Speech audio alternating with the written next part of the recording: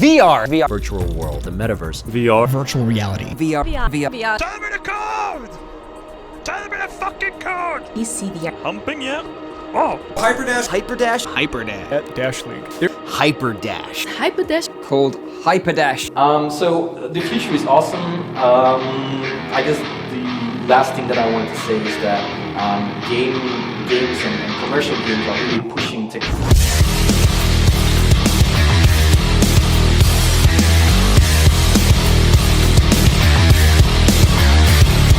I want to give a quick disclaimer before I begin. All music used is not my own, and I will give credits in the description. All clips I use that are not my own will also be credited in order of appearance. This video is not encouraging any sort of negative behaviour. Everything said in this video is meant to be constructive and somewhat satirical. Any and who sends hate needlessly is a knob. Please enjoy the video. Hyperdash is good. Now wait, don't click off yet, my proper review is coming. And before I properly begin, I want to state that this game is free, so if you want to try out a new game, just go and download it on all platforms. I've had a lot of thoughts when it comes to this video. I've thought about making it for a while and I couldn't find a good opportunity to make it. But with the 10th Dash League season finishing up, I thought I'd make a video about the game I easily have the most hours in. Because this game I used to love, and many others used to love, is now souring. And I'm hoping with this video some of you people watching can discover this game and boost the numbers, because with how the game is going, I'm not sure if it will be around for any longer. But first, we need to go back, way back, to March 2013.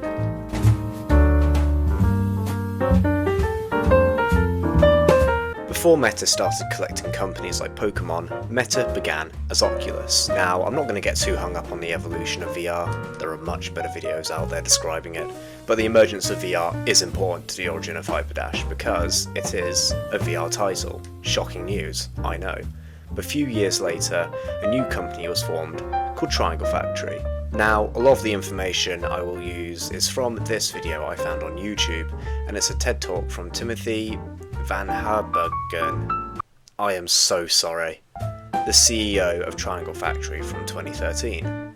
Yep, this company was around before 2013 and made a few flat screen games, and after this TED Talk it seems they jumped headfirst into VR development. Triangle Factory is based in Belgium, in Ghent, and a quick side note, this was their old logo, which isn't too dissimilar to their newer black and white logo, except the new guy looks a lot more cheerful. So in 2008, they developed their first game in a tournament called Imagine Cup. Now, from what I could find, this seems to be a competition for students and new founders, backed by Microsoft. And as Tim describes it, quote, Competition, that's a global competition that's been done every year. And the idea is that you use technology to solve a problem that the world is currently facing or is still going to face. So Tim and a few other students go in and their project is around sustainability and environmental issues, which is a lot more peaceful than what their games would become. Tim and the boys made a game called Future Flow, which focused on building a sustainable city whilst tackling environmental issues by solving puzzles. Unfortunately, they only made second place, but that's still pretty good for just 3 dudes getting together. 2 years later, they made their own company called Triangle Factory with the goal of We want to make commercial games, we want to make really cool, fun games. which is such a simple and yet cool motive. I love it. Now, at this rate, they were still small and realised the gaming market is quite competitive. So they instead almost became a freelance company, approaching developers and providing their services to help make other companies' games. Now, I'm not going to go through every detail in that particular video. As said in the beginning, the link will be in the description and I highly recommend you check it out as it is very interesting. But to boil it down, they started making more educational games and collaborating with several universities to deliver game experiences for certain professions. And at the end of the video, they mention about how the future will be awesome and show an image of the original Oculus dev kit. As far as I can tell, after this, they pretty much stopped developing games, almost taking a bit of a hiatus. Hyperdash began its development roughly 7 years ago, as the earliest trailer I could find on their YouTube channel was just over 6 years ago. Now, I first came across Hyperdash thanks to Mike from Virtual Reality Oasis with this video here, way before I even got a headset. This game was my first exposure to VR. Actually, nah, it was probably this Swedish guy in Superhot. This is super hot, isn't it? Oh yeah, you wanna check the prostate, sir? You got testicular cancer. But man, when I saw that video, I was hooked.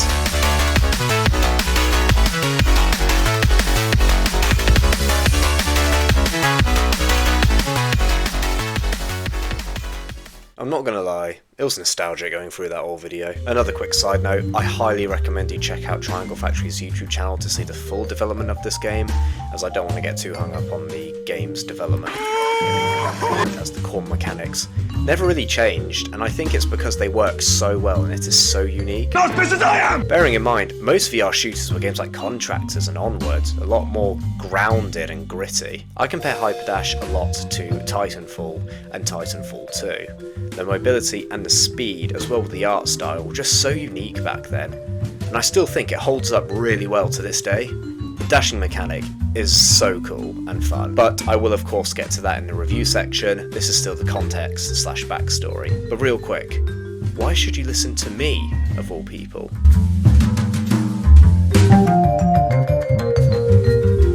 I have over 1,000 hours in this game. But it wasn't always like that. I, like many other piss babies, started with 0 hours and were abysmal at the game. If you want an example of how far I've come, then watch this video on my page, and then this. Or, you know, any of my Season 5 Dash League games. Our logo is kind of hard to miss. Now, there are two groups when it comes to games, in my opinion. On one side, you have people who just play for fun, they are happy with where they are and they don't intend to move. Then, there is the other group, who might also be playing for fun, but each session has drive, extra motivation to simply get good.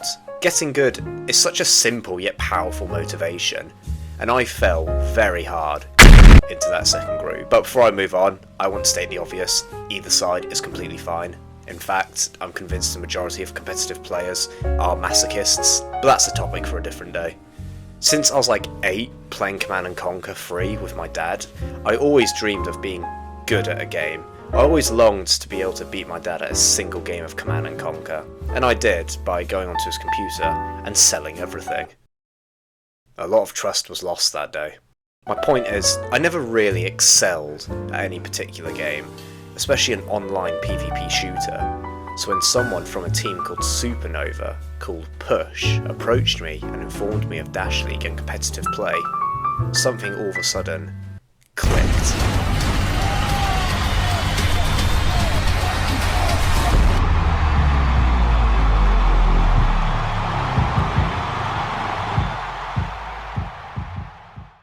Now, I've been in the league for, oh god, has it been 4 years already?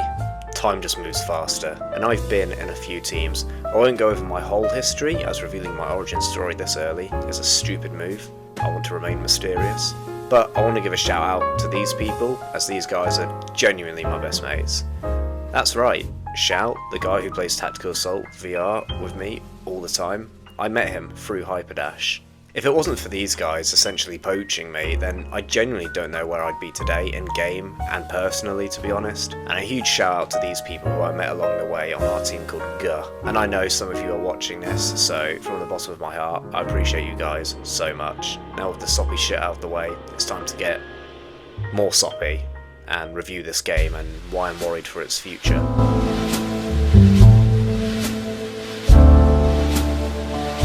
This game is fun, fast, and exciting.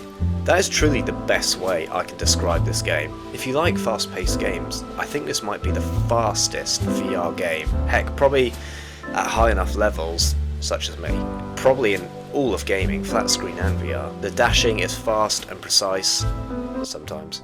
The bullets being actually simulated, not just hit scan, is amazing, and each hit marker is so satisfying. Sometimes. Full body avatar makes the game much more immersive and enjoyable with plenty of customization. The maps look amazing, and the core game modes of payload, domination and control point are all really solid. The art style of the weapons and maps is amazing. I love how everything has this futuristic look, but not in a cyberpunk way. The player avatars look like they are being piloted remotely, with plenty of visors and distinct coloured jackets. That's always been a detail I've loved about this game. In fact, each player looks like an avatar.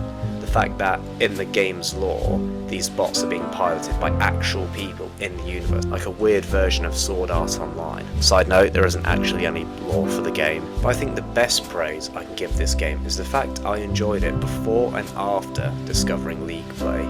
I have not sunk this many hours into any game. Well, any game I can track. I played an unhealthy amount of Minecraft when I was younger.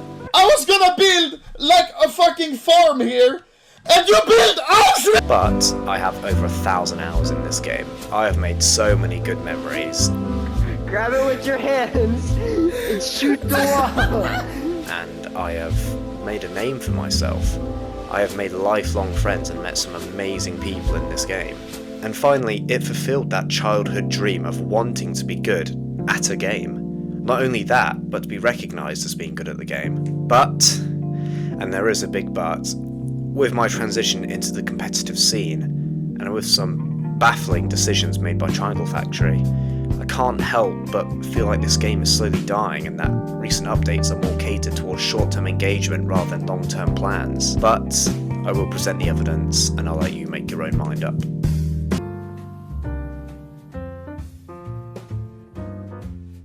Before I begin this segment, I just want to make it absolutely clear that I don't hate Triangle Factory and I don't hate this game. These are simply observations that myself and the majority of the competitive scene agree with, and I highly doubt anyone from Triangle Factory is watching this, but just in case they are, I'm going to try and keep this as respectful and professional as possible. Hyperdash used to be 15 smackaroons when it first released on stores in February 2021. And up until December 2022, with one of the biggest updates making it free to play, all the other updates were mostly just maps and other quality of life additions. For the most part, the core gameplay wasn't really touched. There was no buffing or nerfing of the weapons, which is really rare to see in any shooter game really. And this is what made the game even more appealing, and in my opinion what made the game so interesting to watch and play. There was already an established meta with this game and what each weapon was good at. The best weapon was the pistols, which everyone started off with, as you could charge up your shots to make them more lethal. Aside from that, the only way to be better than your opponent is just to be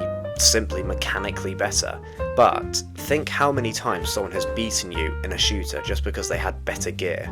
In Hyperdash, everyone starts the same, everyone starts with pistols. If you want to beat your opponent, the only factor is if you're better. And this detail is important because if you look at my stats and any competitive player's stats, their time using pistols is staggering compared to any other weapon. And us competitive players had the comfort of knowing that our skills and muscle memory could keep developing as the pistols wouldn't change. To reel it back in a bit, before this game went free to play, the only people really playing were basically competitive players. Sure, there were some regular pub players, but at peak times there would only be about 150 to 250 players online. Which, you know, it's a shame, but I get it. This game wasn't exactly welcoming to new players. The population of this game was a nuke, and any new player would basically be a coughing baby. But with the free-to-play update being released, the numbers skyrocketed, and all of a sudden, even during off-peak times, there were thousands of players online. Around this time, Triangle Factory also introduced credits and skins, new player body skins which were completely brand new. Before that it was just the helmets, bunch more weapon skins. It truly was an exciting time for this game. But after this period, things started to feel a little off. For one, the dashing. There are so many spots in this game where dashing straight up doesn't work. Perfect example is Waterway. Dashing onto the rails, brawling around B, there are just so many spots where dashes don't work when it should. And for a game this fast paced, a dash not happening throws you off massively. Next is probably the biggest complaint that still prevails, and that's the netcode. Now it isn't as bad as say Battlefield 2042, but my fucking god is it inconsistent. Hit reg is a term used for hit registration. When I shoot, does bullet hit? It's as simple as that. This game's hit reg is just so inconsistent. Whenever a bullet lands in this game, it's pretty obvious due to sparks and how bright the actual projectiles are. So believe me when I say it is incredibly easy to notice when a hit is landed, or should have landed. I have had multiple times where I have been playing and I see sparks and impacts on others as well as myself, and there's just no health lost at all. Again, in a fast-paced game, this is a massive curveball. It throws you off massively mid-gunfight, but also the term has kind of been dulled due to people who have shit aim just using it as cope. But by far the most frustrating and ongoing issue is post-dashing. This post-dashing is such a common issue, it's basically part of the game at this point. Dashing should be a get out of jail free card. You react fast enough, you dash to get out of trouble, you're safe. But no, that's not how it works here. And I think one of the most egregious examples is this clip here.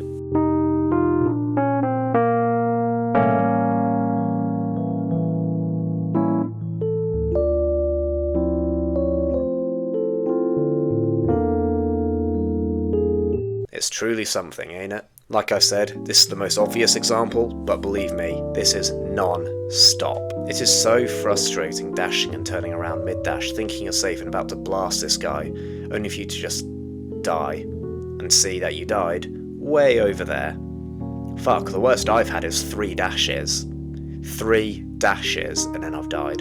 So because of this, the best way to counter dash dancing is to just shoot where the person was stood. That's not how it should be, especially in a competitive game like this where ping makes a huge difference. That just isn't acceptable. Now, I am not smart, shocking, I know, so I don't know what the best solution would be, but I feel like this issue hasn't really ever been addressed. Sure, in some patch notes it says improved netcode, but what does that mean? Like, none of us have noticed a difference. I don't know, maybe I'm being a bit harsh. Maybe this sort of thing is unavoidable in a fast game like this, but surely there is an easy fix for this sort of thing. But whatever, you know these are frustrating, but at least the core gameplay won't ever be changed. Right?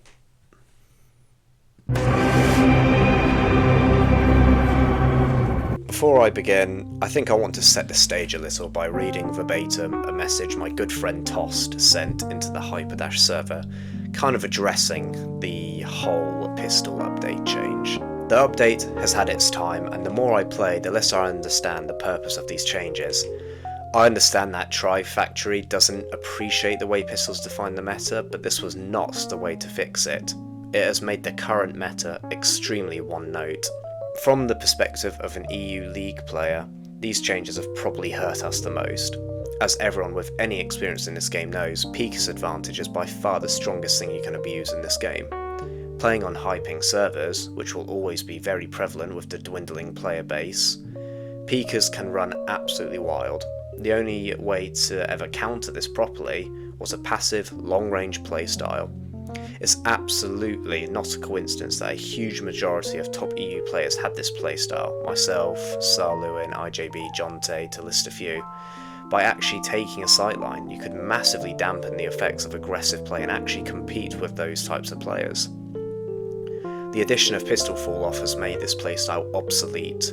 What surprises me is that Tri-Factory has prioritised the abuse of Pikas over aim in a gun-based game.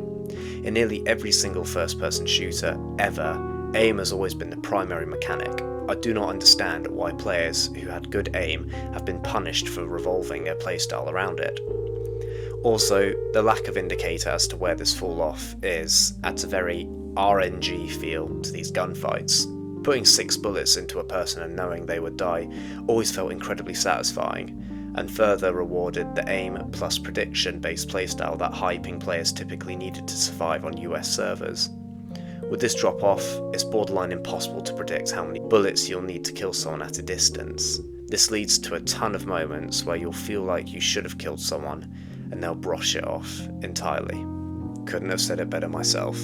But you guys must be confused because I haven't actually spoken about the changes they added. So, as Toss stated, and as Triangle Factory stated, they didn't like the fact pistols had controlled the meta. They have data on all the guns that are being used and saw it was overwhelmingly just pistols. There are other weapons, but by far the most used are pistols. Not being funny, the rest of the weapons get plenty of use time as well. Rockets and shocks for crowd control, SMGs and shotguns used for more ratty playstyles, and staples, well, they didn't get used that much before the update, but they were still used. And like, yeah, of course pistols are going to be mainly used. Everyone spawns with them, you dummy. My point is, yes, majority of players used the pistols, but only because A, you spawned with them, so they're incredibly easy to get, and B, they've stayed largely the same, making it very rewarding to know them inside and out. This game rewards players for precision and speed. Pistols could be used long range, allowing players to counter more disruptive players with a more passive playstyle. I mention all of this because for some inexplicable reason, they made the pistols so much worse. Like, why did you do that? I want to also say it is important to mention that at this point the majority of players had tilted back towards competitive players. The more casual players or pub players wouldn't really be too affected by these changes, which would be fine if they weren't the majority of the player base. What I'm getting at is that the competitive scene has no doubt been keeping this game alive. So with this update, it was essentially a massive middle finger to the larger player base. I want to give an example so you can picture what I mean. Imagine Minecraft. The new end goal is netherite. You spend the majority of your playtime getting tools, blocks, armour, literally everything netherite in order to complete this game. This has been the best armour / meta for nearly 6 years, and then out of nowhere Mojang announces that netherite is getting a nerf, and it's now the equivalent of leather armour. Do you see the problem here? It's change for the sake of change. Now, they added a lot of other changes to other weapons, but the biggest change was to the pistols. 2 charge shots would no longer be an instant kill. Pistol sniping, and by extension Waterway's gameplay, is now extremely boiled down due to the fall-off damage. Dual wielding was made a lot easier with instant pickups for any weapon, meaning the beginning of Canyon, which was already difficult for blues, even trickier due to the metric fuck ton of SMGs being posted up. I should explain a little, because I'm sure not everyone watching this has experience in the game, so I'll try and keep it brief. There is a game mode called Payload. There's a cart, you stand on the cart, it moves. There is a payload map called Canyon. Blue team pushes, red team defends, and there is a checkpoint at roughly 50% of the map. Canyon was infamous even before this update for having a more than difficult blue pre-check. This map rewarded patience, group ups and coordinated flanks, slipping through the cracks to get behind and throw a spanner in the works. It was mainly tricky due to the fact for red team pre-check, resources were abundant. 3 health pickups, 2 dash pickups, sniper, SMGs, rockets, the list goes on. Now this was already tricky to deal with, and picking up a weapon meant waiting around 10 seconds until a new one spawned in. But now, in the 20-second prep time red gets, everyone can get dual SMGs and just spray and fuck everyone up.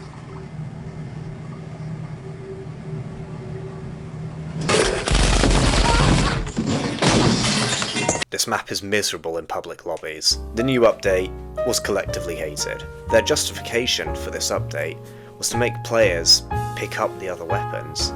But what they have essentially done is take a boss, make it a massive bullet sponge, and say this game is challenging. Like, no nerds, simply making a weapon do less and the others more does not make the game more dynamic, filled with different people holding a wider variety of weapons. All that fucking happened was what I mentioned above. Everyone just grabbed SMGs. Actually no, scratch that. All the pub players grabbed SMGs. The competitive scene stuck with pistols, absolutely white knuckling them and just trying to adjust. So this update was pointless. But man, they were awful. The jack-of-all-trades style of the pistols made them extremely flexible and engaging. Short, mid, long range, slow precision, faster up close. There was such a wide spectrum and use case for the pistols. But thanks to the bullet drop-off and charge shot damage being halved, the only playstyle that now suited pistols was to get in someone's face and just absolutely mag dump them. People even experimented and found it was more effective to just not use charge shots at all. Let that sink in. Charge shots from pistols went from being fundamental to obsolete in the span of a week compared to 6 years. It was more effective to shoot 4 normal bullets than it was to use a charge shot, which consumed 4 bullets. Before I continue, you'll notice a pattern with these updates. On paper, yes, these updates seem like it would force players to try out different weapons, or make players rethink on engagements depending on the weapon they have. it'll make the game a bit more fair for new players due to the nerf. But in execution, none of what I said happened.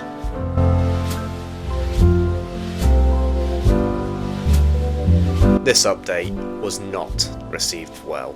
In less than 9 days, Triangle Factory read the comments and suggestions, put their hands up and said, yeah, fair enough. You know what? We tried something new, it didn't work, here are your pistols back. Oh, what's that? They didn't revert the pistols?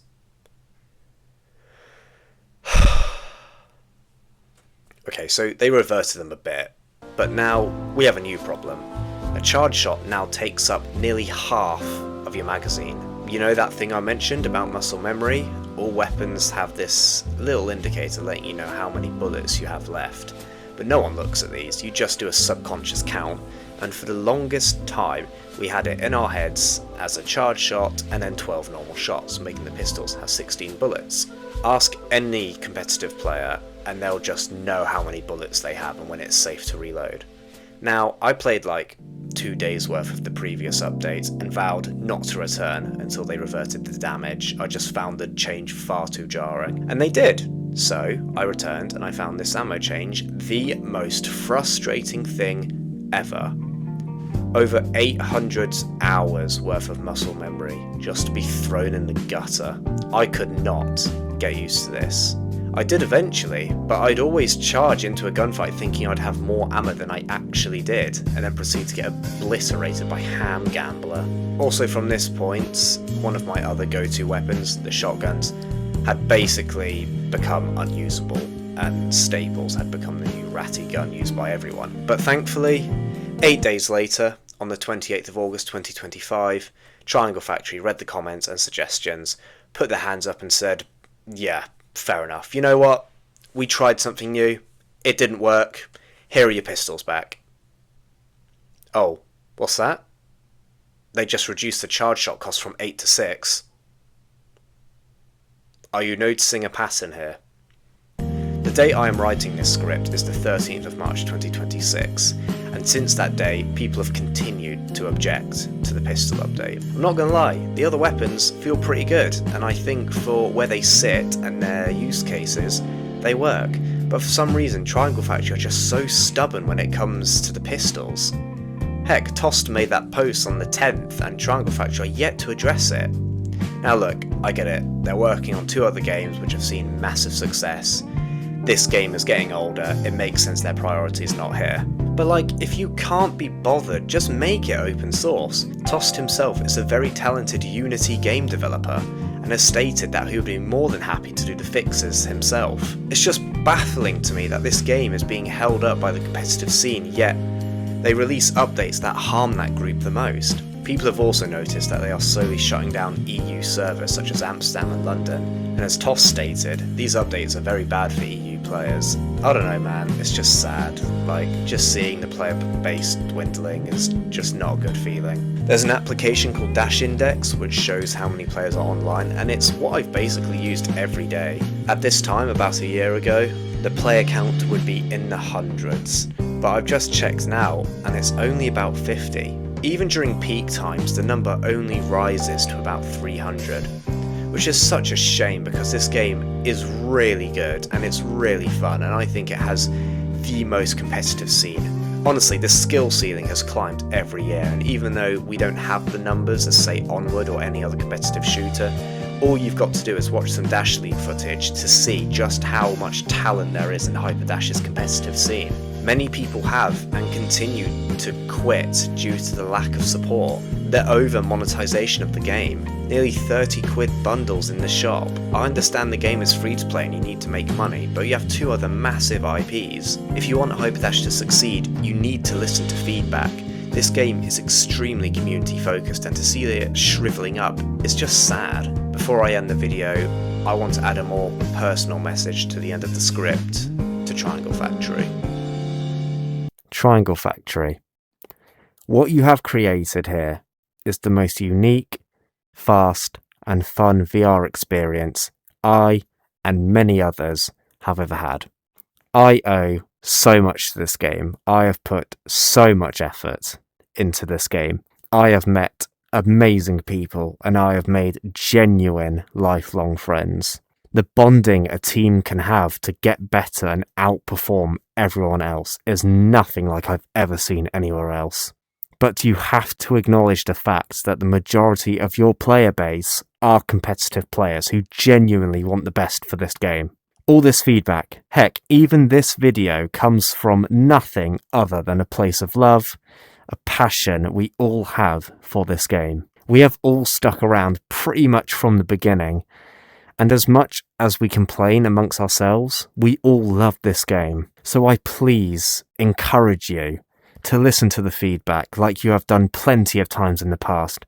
Heck, if you need help, approach Tost or Servoid. They are both incredibly talented coders. I hope if you are watching, you can take some of this into account.